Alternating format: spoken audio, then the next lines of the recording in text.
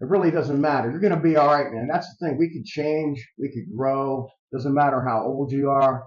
I'm 63, and I wasn't awake to this until like 2.5 years ago. Hi, welcome to our channel, The Freedom Habits. My name is Michelle. This is my husband, Boyd. Today we're talking about a couple ways of awakening. But first, I wanted to tell you about a contest we're having. We have a free Audible book, a book that was written by Boyd, and it's called Unleashing Destiny, Navigating the Law of Attraction for Personal Transformation.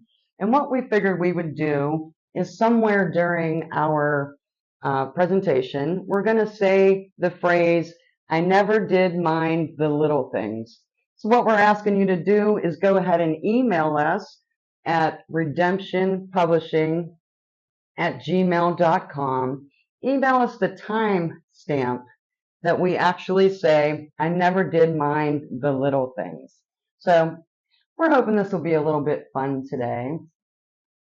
All right. Yeah, and thanks for everybody subscribing and viewing our videos. We really appreciate it.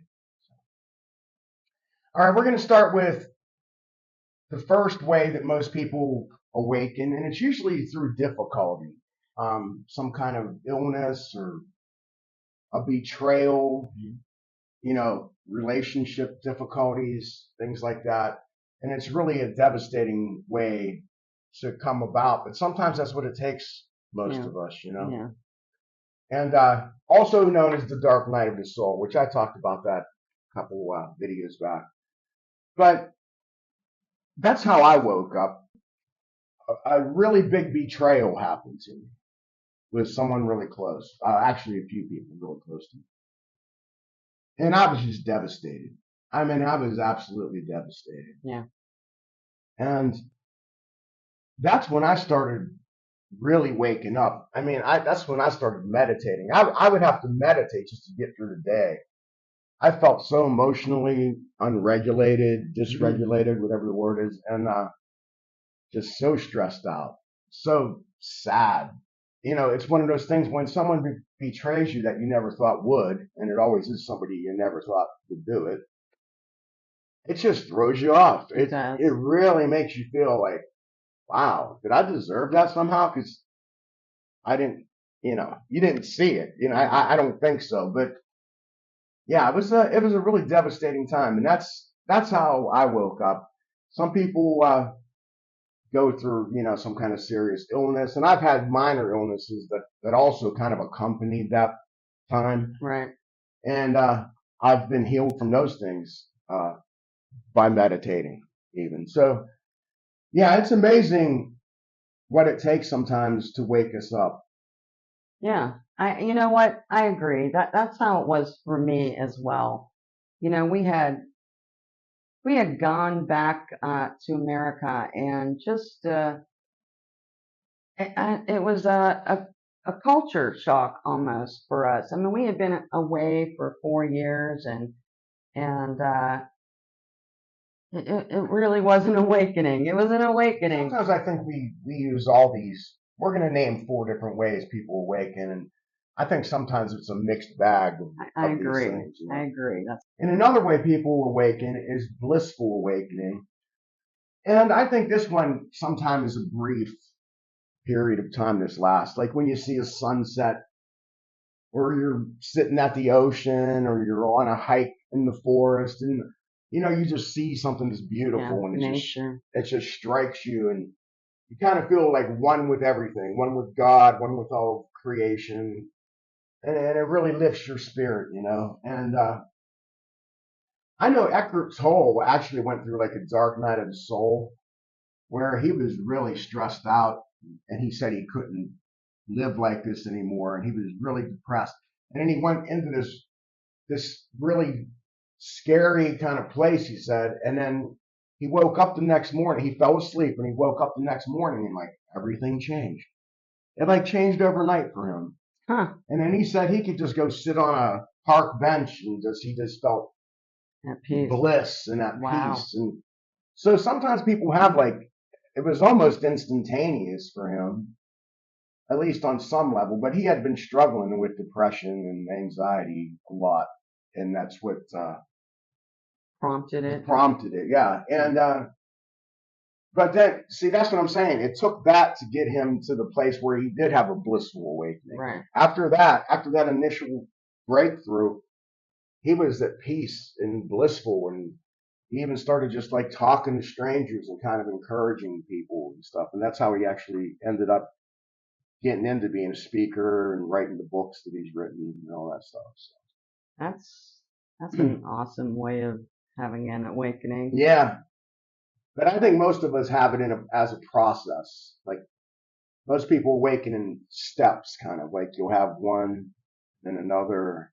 Yes. And you might want to get into that Yeah. with this one here. That leads me to our third one, which is the intellectual awakening. This is where you're reading, watching a lot of podcasts, and your entire belief system shifts. And I kind of feel like this initially was our first awakening. You know, in 2020, Yes. when we were all shut down, and we started doing a lot of reading, and we learned a lot of things that we've been disillusioned about our government and our schooling and religion and all kinds of things. So our history. And that really kind of started waking us up. But not until last year did I personally start to go through the dark night of the soul, more of a spiritual awakening, one that is truly, I feel like it's, coming full circle now. So that's helped me. So I do feel like we kind of go through these different pieces. Stages, yeah. Yeah, yeah. So no matter how you initially wake up, I do think eventually you're going to experience all these types of awakenings. You never know which one might trigger the initial awakening, but I just wanted to say real quick, I never did mind the little things. All right, so the fourth way of awakening can be physical, like doing yoga and breath work and fasting. And some people find peace this way, which I think would be another great way of having that initial awakening.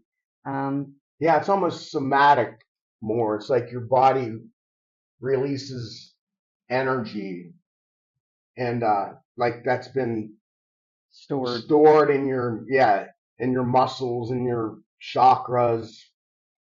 And when that's released, it gives you like a real jolt of energy and opens your eyes to things you hadn't really seen before. You start viewing things differently than you ever seen before.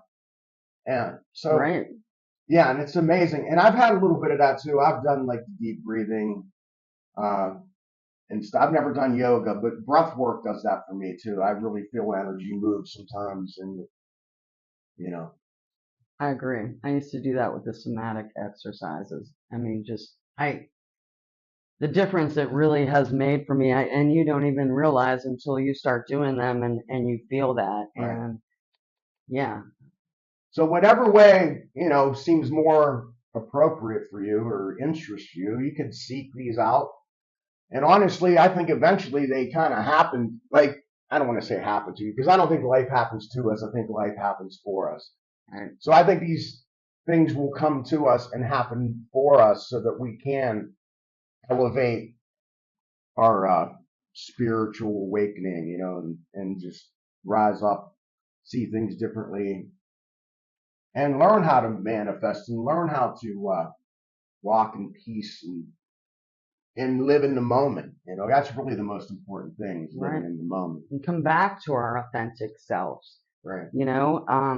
Start to really pay attention to the lives that we have led and, consider our programming, our thinking. And I think that's really such an important part of this journey is just, reprogramming your mind. And that's what it's about, is connecting into that consciousness.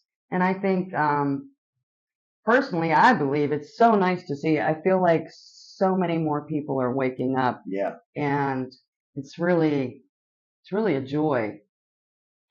Yeah. And I know we've been talking about processes here, and I do think most people have that, but I got to tell you, A lot of it too is just deciding to be a different version of yourself. If you wake up every day and just decide, I'm going to be the best version of myself I could possibly be today, one day at a time, just do that. And every day, wake up with that intention, set that intention at night, even so that when you wake up, you're ready, and whatever that takes to do that, whether it's meditating, deep breathing, just exercise, some exercise helps. I enjoy that. I find a lot of peace and back while I was awakening, I used to exercise Yes. a whole lot. Yeah. I would go to the gym and I would even do walking meditations on the treadmill. Yeah. I couldn't do them exactly the way they were done because sometimes you're supposed to sit down or lay down. But while I was on the treadmill, I would do my own version of a walking meditation, and man, I would feel my spirit rise up and Right. stuff. It was just get off that treadmill and you're yeah. like beaming. Yeah. Yeah. So there's a lot of different ways, and I like Dr. Joe Dispenza, but there's plenty of different ways to learn how to manifest, to heal yourself, to heal your emotions and your physical body, and just learn to live in the moment, really, because that's what it really boils down to. Yeah, it changes everything. It really does. It changes your point of view, and you just start to realize that, life isn't necessarily random and stuff happens to us and we just have to deal with it. It's not like that. Yeah. It's we're co-creators. We are creating our own realities. Yeah. Yeah, we are co-creators. Some people say we are the creators, and others say co-creators. I don't think it really matters as long as you realize you have a hand in changing your life and how your life goes, and Yeah. that's the main thing. Right. We're not these innocent people who just sit back and be victims. Yes. No more victim mentality. Thanks so much for watching. We appreciate you guys. Have a great day.